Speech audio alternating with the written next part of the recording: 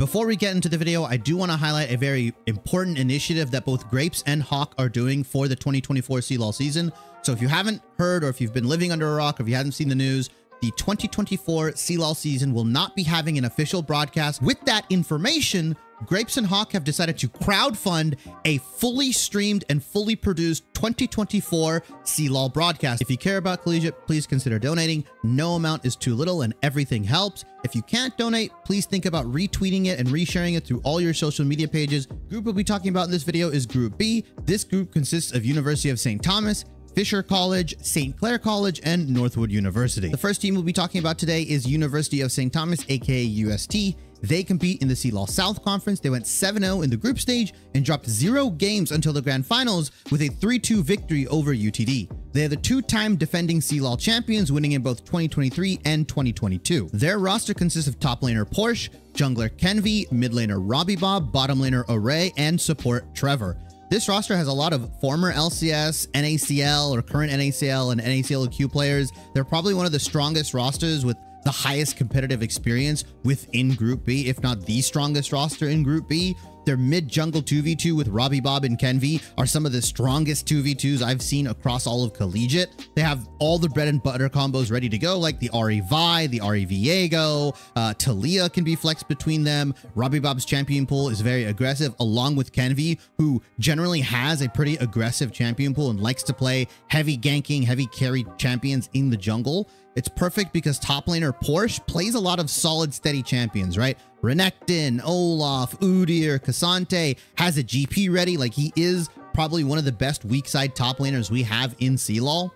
Array will tend to pick scaling AD carries, right? He's one of the few AD carries that will regularly pick Ezreal, along with like the Jinx, the Xayah, the Aphelios, and Trevor will pretty much play anything, right? He's a jack of all trades on supports, will actively look for Camille support angles. He's been busting that out in CLOL pretty frequently. The only question mark around this team is that this 5-man roster for UST hasn't really competed in any outside tournaments other than CLOL.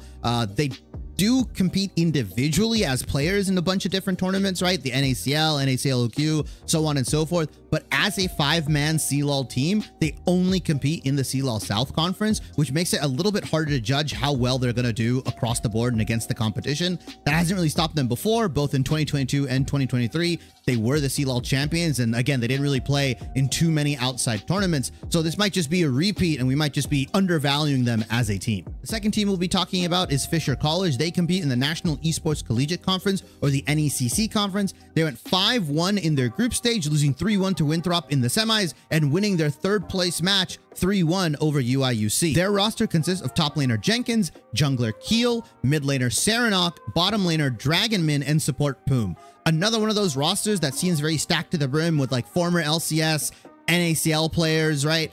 Mid laner and their bottom laner also played in NACL and NACLQs, but Poom, Keel, and Jenkins all have LCS, if not NACL levels of experience. I think the best way to analyze these players, right? Jenkins, Keel, Poom, who all kind of play in the tier 2 and have played in the tier 1 system, is that they have a different role within this CLOL roster, right? They're much more carry orientated. Jenkins specifically will carry on the Rumble, on the Gnar, plays the off meta stuff or the meta stuff as well, but is a big carry focal point for this team. Keel as well has had some very big carry performances, right? Things on the Xin Zhao, the Wukong, the Lee Sin even, he's been willing to bust out in the collegiate space. Whereas in NACL, he was playing a lot of different things because of the Fearless draft and Fearless mode in that tier 2 level of competition. DMK and Poom are kind of relegated to playing a lot of the safe bot lanes, right? Varus Tom, Ezreal Bard, Ashe Tom. There are a lot of utility focus in that bottom side, and a lot of that carry potential goes into those solo laners, right? Serenok's champion pool right now, his wheelhouse is what's meta at the moment. The Ari, the Talia, the Nico. He's one of the few mids that will regularly pick Lux in collegiate. I think the only other person that's willing to pick Lux is Sammykin in Boston, but he's all the way in a different group right now. Jenkins, Keel, and Serenok can really just take over games. And once it hits those like later points in the game, DMK and Poom definitely do their job as that bottom lane. But since they're relegated to playing a lot of the safer stuff, a lot of that carry responsibility is on the solo laners, is on Keel, and it's on them to get stuff going and get things happening across the map and then translate those leads into victory. The team we'll be talking about is St. Clair College. They compete in the CLOL East Conference. They went 7-0 in their group stage and going to a 12-1 playoff run, dropping 1 game to Western in the grand finals match. Their roster consists of top laner Rick LaFleur, jungler Maddie, mid laner Bakery Boy, bottom laner Rockboom, and support Miracle. The things I like about the St. Clair College roster is that their bottom lane is very flexible. Both Rockboom and Miracle have very deep champion pools and are willing to both play the late game AD carry style of like the Zeri Kog'Maw, but also play the early game stuff like the Kalista Lucian, pairing it up with like Milio or pairing it up with tank supports, right? Or you run the Enchanters with Kog'Maw Zeri. And they've also been known to play like Caitlyn Lux, right? They've busted that out as well. So they have a very diverse bot lane style. Whether that translates to the higher leagues is the big question. I do feel like St. Clair College hasn't really been tested in the East, and they're another team that didn't really compete in these outside tournaments. A big thing about this team as well is that they have some really cool flex options for this team, right? Jax mid jungle, obviously. The Gragas can go mid or top lane. Their Tristana, played by both Rockboom and their mid laner Bakery Boy. They've got some interesting B1 flexes, or just flexes in general, that can really throw off the draft. I think this team fights very well as well. The way these team fights are set up, these compositions, right? The Nico Diana or the Nico Wukong compositions. They'll run Wukong Azir. They'll even run double 80 carry compositions with Bakery Boy playing the Tristana and Rockboom on something a little bit more early game focus. So I think this team is very well set to take on team fights and play these big 5v5 front to back team fights very well. But I don't know how they're going to be able to handle maybe the individual lane pressure. How does Bakery Boy and Rick LaFleur stack up against some of the better solo laners that they will eventually have to face, assuming this team goes far? The fourth and final team we'll be talking about is Northwood University. They compete in the CLOL North Conference. They went 7-0 in their group stage before being handed a 3-0 loss in the semifinals to St. Louis University.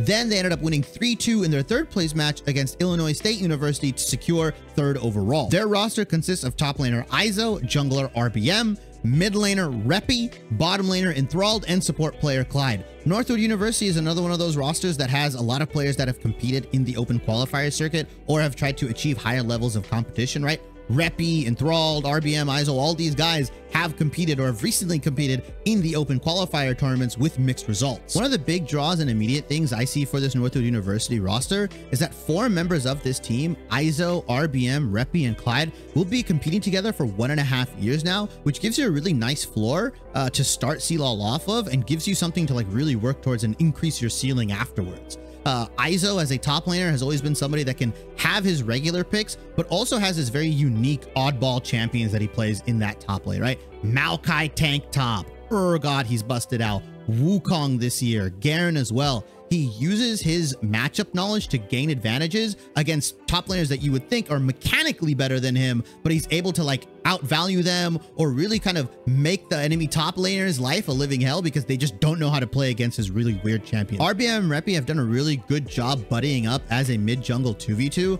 The picks that RBM has been picking, like the Vi, the Xin Zhao, the Maokai, a lot of lockdown for that mid lane, accelerates Reppy's already really good champion pool with the Sylas and the Akali and maybe the Katarina that he's willing to bust out. But I think the other big thing for me is that Reppy has done a good job expanding his champion pool this year, right? Nico, Ahri, Azir, Tristana, Talia, on top of like these assassin or more lane aggressive champions, he's been able to pick up the mages over the course of the year in the competitive season and has really added that to his repertoire of champions that he can pick. Another big carry threat for this Northwood University roster is Enthralled. Clyde and Enthralled will tend to pick some of these more aggressive bot lane combinations, right? Lucian Milio, Varus Nautilus, things that are just willing to be very, very lane dominant, and then allows Reppy to come down, roam into this bot lane with those early ganks that RBM has already given him and transfer that power into the bottom lane to accelerate Enthralled into a carry position. I really like how this Northwood University roster puts a lot of the carry responsibility onto Reppy, onto Enthralled, and they empower a lot of what they like to do with the champion picks and with the team compositions they design, right? Izo is usually playing these big body tank matchups or these oddball matchups to neutralize enemy top. RBM and Reppy are getting things done early onto the map and using that power and using the accelerated Reppy to then help out Enthralled into that bot side. They have a very good way of playing the game and playing the map. Just how is it going to translate into higher levels of play is going to be my main question as well for this group. They do compete in one of the more competitive conferences in the North, with both Maryville and Salou being against them. So if you believe in the idea that iron sharpens iron, then Northwood definitely could easily make a top 4 run if they master their style and match up against some of the other teams in different conferences. That wraps it up for our breakdown of Group B. And if there's anything that you've noticed, is that any one of these guys are a legitimate title contender, right? Group B teams, albeit a little bit harder for them to compete against the Group A teams, have the pieces, have the players, right? Whether they're former LCS, NACL, or current NACL players, they've all got the ability to make a run and go for that collegiate championship. And I think the dangerous thing about a lot of these teams is that we get into the draft strategies, right? A lot of these teams have very cool flex picks. They've got a lot of champions that they can throw around in the draft, and they can really throw their weight around within CLOL and compete against a lot of these Group A teams. In our next and final video, we'll be going over Group A, which consists of Maryville University, St. Louis University, Ole Miss University, and Winthrop University.